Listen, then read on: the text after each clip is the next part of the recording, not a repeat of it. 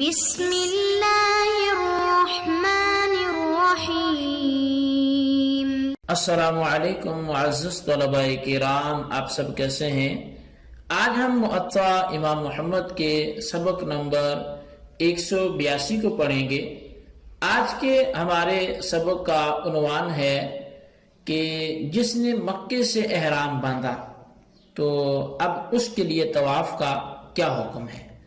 آج کے سبق میں بھی ہم ایک سے زائد ابواب کے حوالے سے پڑھیں گے۔ پہلا باب تو یہی ہے کہ باب الرجل یحرم من مکہ هل یطوف بالبیت، یہ باب اس شخص کے بارے میں ہے کہ جو مکہ مکرمہ سے احرام باندھتا ہے تو کیا وہ بیت اللہ کا طواف بھی کرے گا۔ اور دوسرا جو ہمارا آج کا باب ہے وہ باب المحرم یحتجم، کہ محرم پچنے لگائے تو اس حوالے سے شرعاً کیا حکم ہے۔ تو آئیے ہم بلا تاخیر اپنے سبق کا آغاز کرتے ہیں، اور جو پہلا ہمارا سبق ہے یعنی پہلا باب ہے تو اس سے ہم اس کا آغاز کرتے ہیں۔ اور امام محمد رحمۃ اللہ علیہ پہلے باب کی پہلی حدیث رکھتے ہیں کہ اخبرنا مالک اخبرنا نافع عن ابن عمر انه كان اذا احرم من مکہ لم يطف بالبیت ولا بین الصفا والمروہ حتى يرجع من منى ولا يسعى الا اذا طاف حول البیت۔ امام محمد فرماتے ہیں کہ ہمیں امام مالک نے خبر دی ہے کہ وہ فرماتے ہیں ہمیں حضرت نافع نے بتایا کہ جب حضرت عبداللہ بن عمر رضی اللہ عنہما مکہ شریف سے احرام باندھتے تو بیت اللہ کا آپ طواف بھی نہ کرتے اور نہ ہی آپ صفا و مروہ کے درمیان سعی کرتے، ہاں منی سے واپس آ کر یہ کام کرتے، اور سعی اس وقت کرتے جب بیت اللہ شریف کے ارد گرد طواف کرتے تھے۔ قال محمد ان فعل هذا اجزاءه وان طاف ورمل وسعى قبل ان يخرج اجزاءه ذلك كل ذلك حسن الا ان نحب له الا يترك الرمل بالبيت في الاشواط الثلاثه الاول ان عجل او اخر وهو قول ابي حنیفہ رحمۃ اللہ علیہ۔ امام محمد اس حدیث پاک کو تحریر کرنے کے بعد مسئلے کے احناف کو لکھتے ہیں کہ اگر کوئی شخص اس طرح کرتا ہے تو یہ جائز ہے، اور اگر مکہ شریف سے نکلنے سے پہلے وہ رمل طواف اور سعی کر لے تو یہ بھی درست ہے۔ یہ سب باتیں اچھی ہیں، مگر ہم یہ پسند کرتے ہیں کہ بیت اللہ شریف کا طواف کرتے وقت پہلے 3 چکروں میں رمل کو ترک نہیں کرنا چاہیے، چاہے یہ طواف جلدی کرے یا تاخیر سے کرے، اور یہی قول امام اعظم امام ابو حنیفہ رحمۃ اللہ علیہ کا بھی ہے۔ تو بہرحال اس باب میں طواف زیارت اور اس کے متعلق کچھ باتوں کا ذکر کیا گیا ہے۔ اور اب طواف زیارت آج کا یہ دوسرا عظیم رکن ہے، اور اس حوالے سے پہلے یہ بات ہو بھی چکی ہے۔ اس طواف کے ساتھ سعی جو بین صفا والمروہ ہے، یعنی صفا و مروہ کے نام سعی کرنا ہے، یہ بھی کرنا ہوتی ہے۔ حضرت عبداللہ بن عمر رضی اللہ عنہما حج کا احرام جب مکہ شریف سے باندھتے تو ان کے بارے میں یہ ہے کہ طواف اور سعی کیے بغیر سیدھے منی میں آپ تشریف لے جاتے، پھر جب منی میں کنکریاں مارتے، قربانی دیتے اور حلق یا قصر سے فارغ ہو جاتے تو واپس تشریف لا کر طواف اور سعی ادا فرماتے۔ طواف زیارت کا وقت حج کے آخر میں ہوتا ہے، اس لیے یہ وقت سے پہلے ادا نہیں ہو سکتا، لیکن یہ بات ذہن نشین رکھنی چاہیے کہ جب سعی کی جائے تو اس سے پہلے طواف کا ہونا ضروری ہے، جس میں رمل اور اتجاع یہ دونوں امر پائے جائیں۔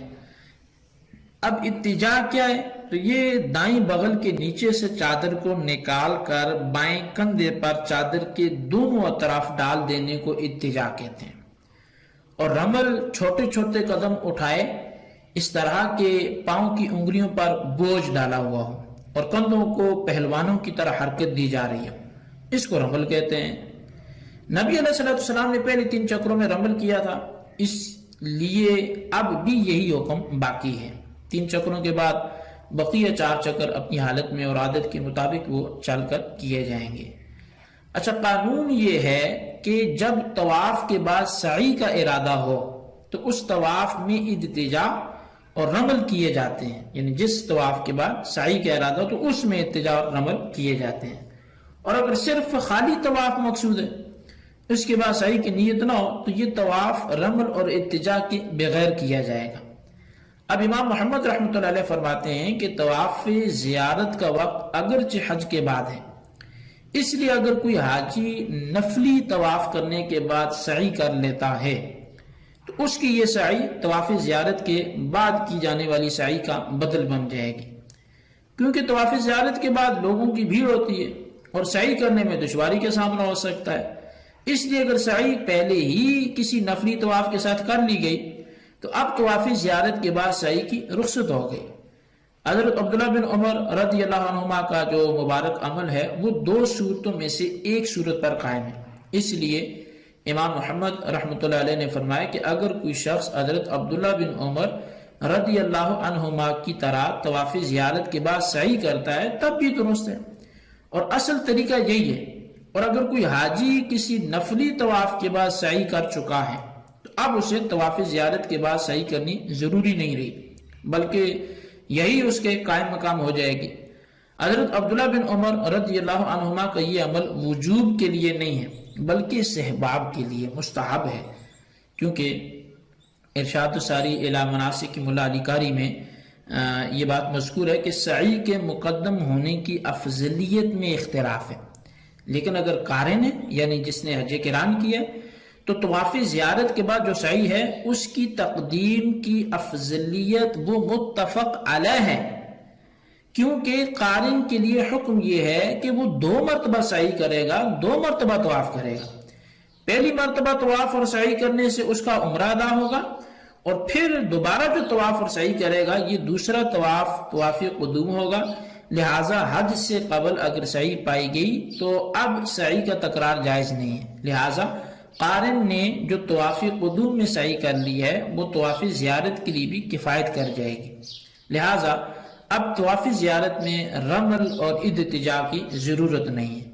کیونکہ یہ دونوں باتیں ایسے طواف میں ادا کی جاتی ہیں کہ جس کے بعد سعی کرنا، اور قارن چونکہ پہلے ہی رمل اور اضطجاع کر چکا ہے جس کے بعد سعی بھی ادا کر چکا ہے، اس لیے اسے طواف زیارت میں یہ دونوں باتیں نہیں کرنی چاہیے۔ تو بہرحال یہ اس حوالے سے تھا جو آپ نے سماعت کیا۔ اب ہم دوسرے باب کی طرف بڑھتے ہیں کہ محرم اگر پچھنا لگواتا ہے تو اس حوالے سے شرعاً اس پر کیا حکم لاگو ہوتا ہے۔ ایک ہی حدیث پاک اس کے بعد امام محمد اپنا نظریہ بیان کریں گے اور ایک حدیث پھر مزید بیان کریں گے۔ آپ لکھتے ہیں کہ اخبرنا مالک حدثنا یحیی بن سعید عن سلیمان بن یسار ان رسول اللہ صلی اللہ علیہ وسلم احتجم فوق رأسه وهو يومئذ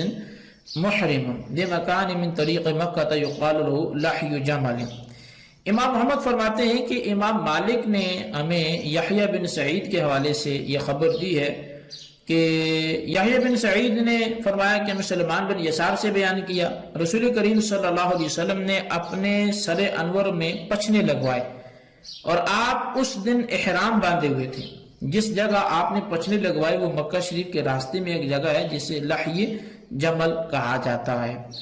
اب امام محمد لکھتے ہیں قال محمد وبهذا نأخذ لا بأس بأن يحتجم الرجل وهو محرم اضطر إليه أو لم يضطر إلا أنه لم يحلق شعرا وهو قول أبي حنيفة رحمة الله عليه۔ امام محمد فرماتے ہیں کہ ہمارا اسی پر عمل حناف تھا کہ کوئی شخص حالت حرام میں اگر پچھنے لگواتا ہے تو اس میں کوئی حرج نہیں ہے، خواہ وہ اس کے لیے مجبور ہو یا نہ ہو۔ ہاں، پچھنے لگوانے کے لیے بالوں کا نہ منڈوائے، یہ بالوں کا نہ منڈوانا ضروری ہے، اور یہی امام اعظم امام ابو حنیفہ رحمۃ اللہ علیہ کا قول ہے۔ اچھا، آخری حدیث اس باب کی اخبرنا مالک اخبرنا نافع عن ابن عمر رضی اللہ عنہما قال لا يحتاجب المحرم الا ان يضطر الیہ۔ امام محمد فرماتے ہیں کہ ہمیں امام مالک نے حضرت نافع سے خبر دی اور حضرت نافع نے حضرت عبداللہ بن عمر رضی اللہ عنہما سے خبر دی کہ انہوں نے فرمایا کہ محرم مجبوری کے بغیر پچھنے نہ لگوائے۔ تو اب یہ دوسرے باب کی احادیث بھی یہاں پر آ کر مکمل ہوتی ہیں۔ اصل میں احرام باندھنے کے بعد پچھنے لگوانے میں کوئی حرج ہے یا نہیں ہے، تو احناف کا مسلک یہ کہتا ہے کہ احرام باندھنے کے بعد پچھنے لگوانے میں کوئی حرج نہیں ہے، کیونکہ اس کا ثبوت نبی اکرم صلی اللہ علیہ وسلم کے مبارک عمل سے ملتا ہے۔ لیکن ایک احتیاط کی امام محمد رحمۃ اللہ علیہ نے بھی صراحت فرمائی ہے، وہ یہ ہے کہ پچنے لگوانے میں اکثر و بیشتر پچنے والی جگہ سے بال اتار کر پچنے لگوانے پڑتے ہیں، اس لیے محرم پچنے لگوا سکتا ہے لیکن پچنے لگواتے وقت بال نہ منڈوائے، ورنہ ہر بال کے بدلے میں ظاہر ہے فدیہ دینا پڑے گا۔ یہ پابندی یا شرط امام محمد رحمۃ اللہ علیہ اور امام اعظم امام ابو حنیفہ رحمۃ اللہ علیہ نے یہ خود سے نہیں لگائی، ایسا نہیں کہ یہ حناف نے کی پابندی لگا لی ہو، بلکہ اس کا ذکر احادیث میں، جیسا کہ مصنف ابن ابی شیبہ کی روایت ہے کہ علی بن مسیب وہ بیان کرتے ہیں کہ کسی نے حضرت عطا سے پوچھا کہ کیا محرم پچنے لگوا سکتا ہے؟ تو فقال نعم قد فعل ذلك رسول اللہ صلی اللہ علیہ وسلم ولكن لا يحلق شعرا۔ تو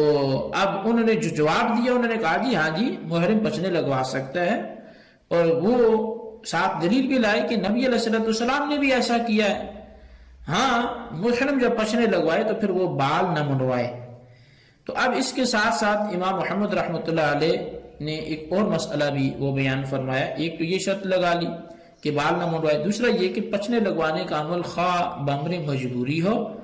یا بغیر مجبوری کے، دونوں طرح جائز ہے۔ اس بارے میں یہ بات ذہن نشین رہے کہ بال منڈوانا بہرحال فدیے سے خالی نہیں ہوگا، لیکن بامر مجبوری منڈوائے گئے تو صرف فدیہ، اور بغیر مجبوری منڈوائے گئے تو فدیے کے علاوہ گناہ بھی لازم ہوئے گا۔ یعنی وہ کوئی بولے جی میری مجبوری تھی میں نے تو تب منڈوائے، تو پھر بھی فدیہ اسے دینا پڑے گا، البتہ جو بغیر مجبوری کے منڈوائے تو اسے ساتھ ساتھ فدیے کے ساتھ ساتھ گناہ بھی ملے گا۔ تو اسی طرح حضرت کعب رضی اللہ عنہ کا واقعہ وہ بھی پہلے ذکر ہو چکا ہے کہ انہیں جوں کی وجہ سے نبی علیہ السلام نے بال منڈوانے کی اجازت دی تھی، لیکن فدیہ پھر بھی انہیں دینے کا حکم ملا تھا۔ اگر پچنے لگوانے میں بال موڑنے کی ضرورت نہیں پڑتی تو پھر ایسے پچنے لگوانے میں کوئی حرج ہی نہیں ہے، یعنی جہاں بال منڈوانے کی ضرورت ہی نہیں پڑتی تو بال جو ہے ایک بال بھی نہیں اکھڑنا چاہیے، اصل جو پابندی ہے وہ بال کی ہے، ایک بال بھی ہٹا تو فدیہ لازم آ جائے گا۔ تو بہرحال یہ ہمارا سبق تھا، آپ اس کو اچھی طرح سمجھیں، اس کے خلاصے کو اپنے رجسٹر پر لکھیں۔ اللہ تبارک و تعالیٰ سے دعا کرتے ہیں جو پڑھا سنا سے یاد رکھنے کی توفیق نصیب فرمائے، آمین بجاہ نبی الامین صلی اللہ علیہ وسلم۔